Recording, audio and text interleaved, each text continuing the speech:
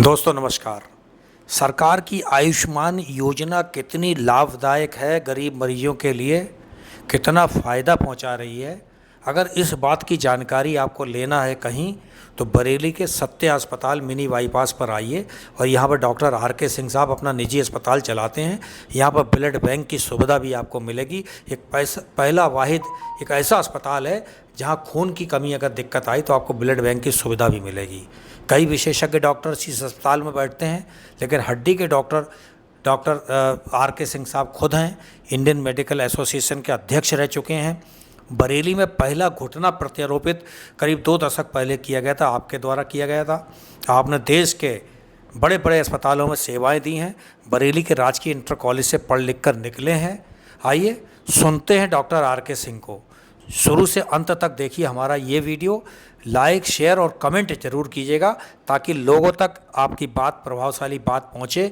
जनहित में कम से कम आप गठिया के बारे में, जोड़ों की तकलीफ के बारे में जागरूक हो सकें। जुड़े रहिए हमारे साथ, देखते रहिए गंभीर न्यूज।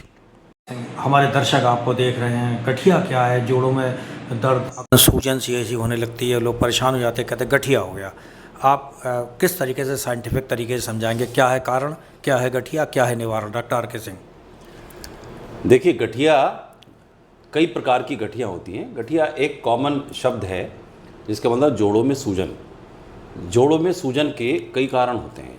जैसे कभी कभी आपने देखा होगा कि कुछ बच्चों के घुटने में भी सूजन आ जाती है, या कम उम्र के लोगों में, जैसे 20 से 40 के बीच के लोगों में भी जोड़ों में सूजन आती है।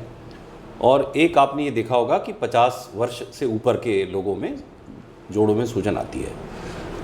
हर तरीके की सूजन को कॉमन लैंग्वेज में गठिया कहते हैं। लेकिन अगर हम साइंटिफिक तरीके से देखें या ऑर्थोपेडिक पॉइंट ऑफ व्यू से देखें तो बेसिकली 2 तरीके की गठिया होती हैं। एक है ऑस्टियोआर्थराइटिस, दूसरी है रूमेटॉइड आर्थराइटिस।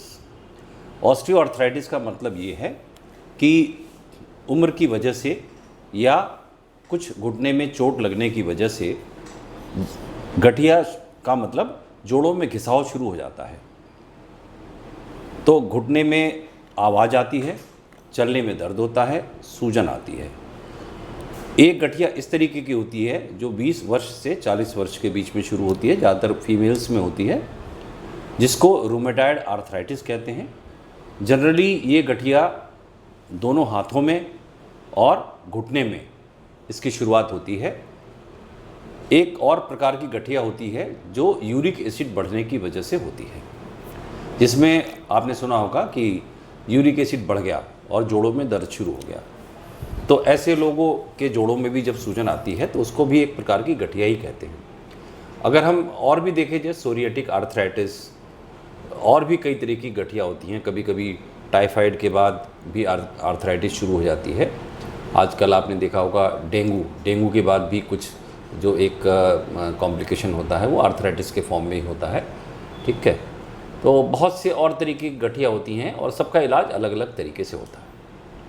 डॉक्टर साहब, गठिया में क्या करें, क्या खाएं और क्या ना खाएं, डॉक्टर आर के सिंह? देखिए, सबसे पहले हमें ये पता करना होगा कि आखिर ये गठिया क्यों है। अगर यूरिक एसिड बढ़ने की वजह से है तो हम यूरिक एसिड की जांच कराएं। और यूरिक एसिड में एक एंजाइम होता है ज़ैंथीन ऑक्सीडेज, उसकी कमी हो जाती है, जिसकी वजह से यूरिक एसिड शरीर में, जोड़ों में तथा उसके आसपास की मांसपेशियों में इकट्ठा हो जाता है और बहुत तेज़ दर्द होता है। आपने देखा होगा कभी कभी अंगूठे के पास मेटाकार्पोफेरेंजियल जॉइंट्स या पैर में, पंजे में दर्द शुरू हो जाता है।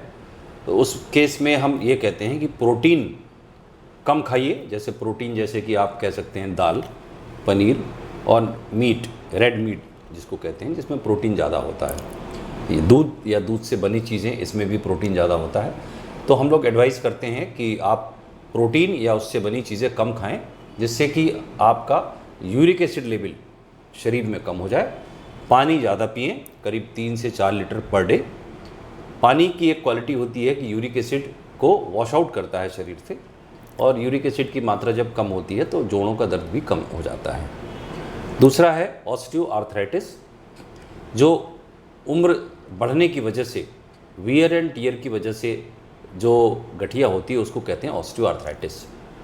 ऑस्टियोआर्थराइटिस में ख़ास बात ये होती है कि जोड़ घिसने लगते हैं, और जब जोड़ घिसते हैं तो आपने देखा होगा कभी कभी कि पैर ऐसे हो जाते हैं जैसे टेढ़े हो गए हों।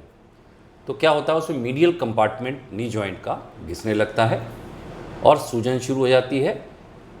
इसका इलाज शुरुआती स्तर पे तो बचाव से कर सकते हैं, जैसे कि हम लोग एडवाइस करते हैं कि पालथी ना मारें, उकड़ू ना बैठें, ज़मीन पे ना बैठें और सीढ़ी वगैरह कम चढ़ें, जंपिंग ना करें।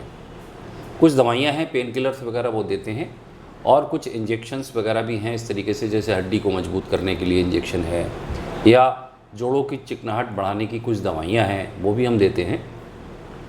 कुछ सपोर्ट भी देते हैं कि नी जॉइंट पे प्रेशर की ऑफलोडिंग करते हैं, जैसे कि घुटने पे दबाव कम पड़े उसके लिए फंक्शनल नी सपोर्ट एक आता है। उसमें इस तरीके का मैकेनिज़्म होता है कि दोनों तरफ जॉइंट होते हैं और उससे ऑफलोडिंग होती है नी जॉइंट की, तो घुटने पे लोड कम पड़ता है, और जब लोड कम पड़ता है तो घिसता कम है। लेकिन अगर किसी भी स्थिति में हमें देखते हैं कि अगर कंजर्वेटिव ट्रीटमेंट का असर नहीं हो रहा है, तो 2-3 तरीके की सर्जरी होती हैं वो हम कर सकते हैं, जैसे कि ऑस्टियोटमी करते हैं कि अलाइनमेंट ऑस्टियोटमी, जिसमें कि हम जो एक मोटी बोन होती है टिबिया, उसको कट करके एक वेज निकालते हैं और उसको इस तरीके से रीअलाइन करते हैं कि हमारा बॉडी वेट जो है, जो कि घुटने में अंदर की तरफ पड़ने लगा था, वो बीच में या बाहर की तरफ पड़े, जिससे कि आगे की दिनों में घुटने का घिसना कम हो जाए। लेकिन फिर भी अगर सुधार नहीं होता है तो घुटने के जोड़ को बदलना एक ऐसी प्रक्रिया है जिसमें कि हम जो टिबिया बोन होती है नीचे, घुटने में 2 हड्डियां मेन होती हैं, एक फीमर बोन, एक टिबिया। हम ऊपर की सरफेस को जो रफ़ हो गई है उसको स्मूथ करते हैं और उसमें एक नई स्टील या एक इस तरीके की चीज़ लगा देते हैं जो चिकनाहट को, जो चिकनी होती है, जो रफ़ से उसको चिकना कर देते हैं। और जब टिबिया की अपर एंड और फीमर का लोअर एंड दोनों जब चिकने हो जाते हैं तो उसमें पेन कम हो जाता है। तो इसको नी जॉइंट रिप्लेसमेंट भी कहते हैं, कॉमन भाषा जो लोग समझते हैं इसको नी जॉइंट रिप्लेसमेंट कहते हैं। जो रूमेटॉइड आर्थराइटिस है वो एक अलग तरीके की गठिया है, जिसमें कि सॉफ्ट टिश्यू, साइनोवियल मेम्ब्रेन भी इन्वॉल्व होती है। उसमें एक अलग तरीके का ट्रीटमेंट होता है, वो पूरा एक प्रोटोकॉल है जिसमें कुछ दवाइयाँ हैं जैसे कि मीथोट्रेक्सेट, पॉलीट्रेक्सेट, इस तरीके की चीज़ें चलाते हैं, सल्फासलाजीन, उसका एक अलग शेड्यूल होता है। और हम ये देखते हैं कि ये ज़्यादातर फैमिलियल होता है, जेनेटिक होता है, जबकि वियर एंड टीयर वाली जी कंटिन्यू प्लीज़। जो वियर एंड टीयर वाली जो चीज़ें हैं वो जेनेटिक नहीं होती हैं, वो ज़्यादा मिसयूज़ करने से हो सकती हैं। और जो ये रूमेटॉइड आर्थराइटिस वाली गठिया है ये ज़्यादातर फैमिलीज़ में पाई जाती है और इसका एक अलग तरीके से ट्रीटमेंट क्या आनुवांशिक है, हेरिडिटरी है? हेरिडिटरी भी है, ये जो रूमेटॉइड आर्थराइटिस है वो हेरिडिटरी है। मेरे दर्शक आपको देख रहे हैं, आपका सफ़रनामा जानना चाहेंगे, आपका अस्पताल सत्य अस्पताल कहाँ पर स्थित है, क्या सेवाएं दे रहा है, वो भी हमारे दर्शक जानना चाहेंगे। डॉक्टर आर के सिंह साहब। गंभीर जी, मैं आपको बताना चाहता हूँ कि मैंने जीआईसी से जो गवर्नमेंट इंटर कॉलेज है उससे इंटर किया है और उसके बाद मेरा सिलेक्शन 88 में यहीं बरेली से हुआ और मैंने एमएलबी मेडिकल कॉलेज झांसी से एमबीबीएस किया है। उसके बाद मैं 95 में एसएन मेडिकल कॉलेज आगरा में ऑर्थोपेडिक्स के सीट के लिए सेलेक्ट हुआ, फर्स्ट सीट के लिए। और 98 में मैंने एमएस ऑर्थोपेडिक्स का एग्ज़ाम पास किया।